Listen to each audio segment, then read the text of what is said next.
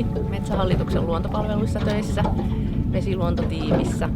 Mä istun Oulussa ja tää mun varsinainen osaamisalue on täällä Perämeri, mutta valtakunnallisesti mä työskentelen ja kesäisin maastotöissä Velmu-hankkeessa, valtakunnallisessa vedenalaisen meriluonnon monimuotoisuuden inventointiohjelmassa, jossa kartoitetaan lajeja ja luontotyyppejä.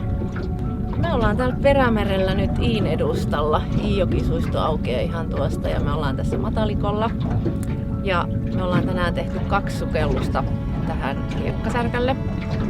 Nämä on semmosia hiekkasärkkiä, mitkä Suomen ympäristökeskus on mallintanut, ja me sitten käydään tässä Velmu-ohjelman puitteissa näitä sukeltamassa. Ankkuroitiin tähän, laitettiin 100 metrin tutkimuslinja tonne pohjaan. Mä kävin sen sukeltamassa.